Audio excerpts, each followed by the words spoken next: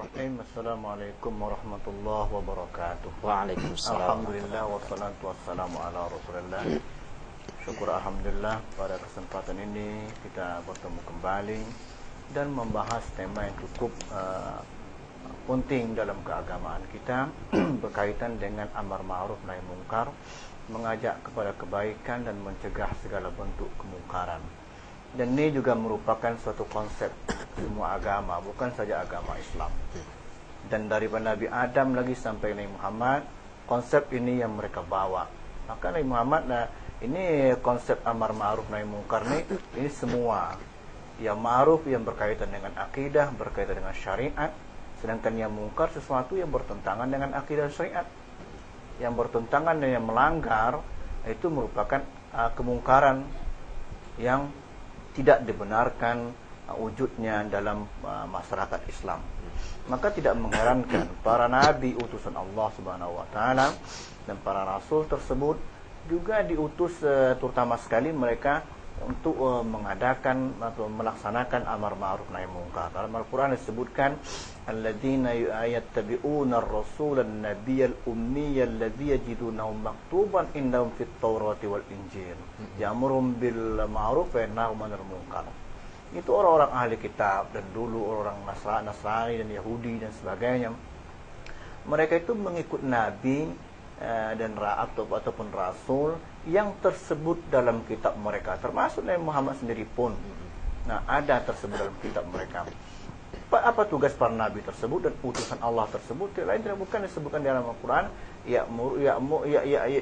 ya'muruhum bil ma'ruf wa yanhahum 'anil munkar. Dia memerintahkan mereka untuk berbuat baik. Berbuat baik di sini berkaitan dengan masalah akidah, berkaitan dengan masalah syariat, dan juga dia mencegah mereka dari perbuatan mungkar, itu sesuatu perbuatan yang bertentangan dengan syariat, yang bertentangan dengan akidah. Jadi ini memang merupakan konsep utama. Memang dalam akhlak Nabi juga menyebutkan bu'istu liutammima makarimal akhlak. Untuk penyempurnaan akhlak yang mulia itu bahagian daripada amar ma'ruf. Karena amar ma'ruf bukan hanya berkaitan dengan akhlak semata, tapi juga berkaitan dengan pemikiran yang berkaitan dengan akidah dan yang berkaitan dengan syariat, berkaitan dengan akhlak juga. Jadi di sini maka kalau kita lihat amar ma'ruf nahi mungkar dalam makna yang umum seperti itu, ma'ruf sesuatu yang baik yang dianggap syariat yang baik, sedangkan mungkar sesuatu yang dianggap syariat bertentangan dengan Islam, bertentangan dengan agama.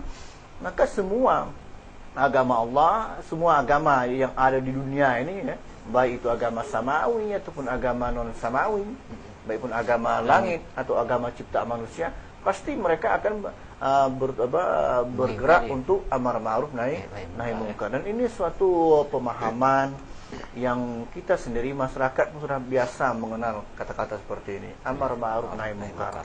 Kebaikan, mengajak kepada kebaikan dan mencegah kepada kemungkaran. Jadi itu konsep utama. Jadi para nabi semuanya diutus bergerak untuk melaksanakan hal ini agar masyarakat menjadi baik dari aspek akidah dan syariat, dan segala kemungkaran yang dilarang oleh agama tidak wujud dalam masyarakat tersebut. Ini memang merupakan konsep utamanya. Man ra'a minkum munkaran falyughayyirhu biyadihi fa illam yastati fa bilisanihi fa illam yastati fa biqalbihi wa dzalika adhaful iman. Kata Nabi, siapa saja di antara Anda melihat kemungkaran, siapa saja orangnya, tidak pilih baik polisi, masyarakat umum atau FPI juga, yang ibu-ibu sekarang ini, siapa saja yang melihat kemungkaran, cegah. Kalau mampu dengan kekuatan Anda, cegah dengan kekuatan. Tidak mampu dengan kekuatan, cegah dengan suara Anda. Anda bicara, Anda beri nasihat, Anda suarakan bagaimana masalah itu. Tak juga mampu, kekuatan tidak punya, bersuara tak pula ada kemampuan untuk itu. Cukup berdoa kepada Allah bahwa dia tidak mau terlibat dalam masalah itu, dan bermohon kepada Allah agar hal itu bisa enyah atau dihilangkan di tengah-tengah masyarakatnya. Berarti memang ada kekuatan penguasa, kekuatan para ulama, kekuatan masyarakat baru bisa hal tersebut diwujudkan. Tapi kekuatan pertama dulu. Kekuatan. Ya? Karena Karena dia punya kekuatan. Dia bergerak.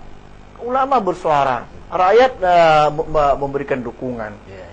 Tapi kalau seandainya para penguasa tidak bergerak, tidak tegas menyikapi, inilah dia turunlah saudara kita dari FPI mereka berbuat itu, kita maklumi, dan itu perlu adanya. Itu sebagai apanya? Ini memang masalah pencegahan kemungkaran memang susah, Ustaz. Karena dia memang harus perlu ketegasan ya. Kenapa tidak bisa hilang begitu saja kemungkaran, malah dicegah timbul lagi gitu. Itu tidak, ini karena tidak adanya. Ini striptis yang kemarin ini Polda Riau tegas, langsung kirim cepat. Itu jangan sekali-kali, mudahan berlanjutlah. Dan masalah kemungkaran bukan situ aja, di berbagai pelosok ada. Tempat hiburan, segala macam ada semua. Di tempat-tempat yang asal gelap sedikit ada deh itu. Ini tolong tengok, kita lihat sendiri. Kita lihat sendiri nah. Dan pengaduan itu pun ada, baik di surat kabar, baik di mana ada semua pengadu masalah itu. Itu yang perlu kita berikan perhatian lah. Baik pihak penguasa, baik pihak cendekiawan, para ulama dan masyarakat sendiri. Terakhir Ustaz. Bagaimana akibatnya kalau tidak ada lagi yang melaksanakan amar ma'ruf nahi munkar? Yang terakhir, orang enggan, cuek aja, penguasa lah biar aja. Para ulama sibuk mengurus yang tidak ada hubungan ke sana. Tengok pula masyarakat sibuk yang lain-lain pula. Hal seperti ini jelas, terutama akan ada azab dari Allah. Wattaqu fitnatan la tusibannal ladzina zalamu minkum khassah. Takutlah fitnah, segala macam ancaman dari Allah azab yang tidak kena kepada orang yang berbuat dosa. Kita semua kena. Satu orang yang berbuat mungkar, seluruh orang Pekanbaru kena banjir semua, kena longsor semua umpamanya. Itu contoh. Atau lagi Nabi mengatakan murru bil ma'ruf wan naw anil munkar qabla an tad'u fala yustajabu lakum. Jadi kata Nabi, laksanakan amar ma'ruf nahi munkar sebelum Anda berdoa. Kalau tidak laksanakan itu, maka salah satu akibatnya doa Anda tidak akan dikabulkan oleh Allah Subhanahu wa taala. Itu akibatnya. Masih banyak lagi akibat yang lain. Ya mungkin selama ini kita tidak merasakan, kenapa berdoa siang malam tahajud kok tak kabul-kabul. Ternyata ada kemungkaran yang tidak pernah kita suarakan, yang tidak pernah kita gubris masalah itu. Baik, Ustaz, terima kasih Pak Ustaz. Pemirsa, demikianlah kajian ilmu iman kita. Semoga apa yang kita saksikan pada petang hari ini mendapat memberi kita manfaat dan memberi kita pencerahan dalam kehidupan kita di dunia menuju akhirat. Terima kasih atas perhatian Anda. Subhanakallah bihamdika asyhadu an la ilaha illa anta wa astaghfiruka wa atubu ilaik. Wabillahi taufiq wal hidayah. Assalamualaikum warahmatullahi wabarakatuh. Waalaikumsalam.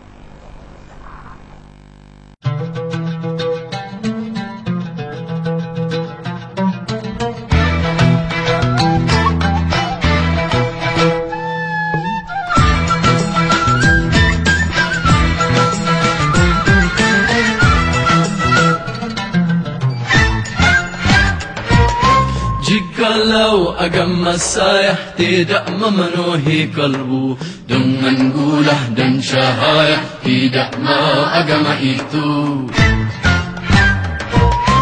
Jikalau hati kecewa dan tetap gelap gulita, apa gunanya agama? Itulah nama belaka. Agamamu dikurangi kalau hati tak melagu.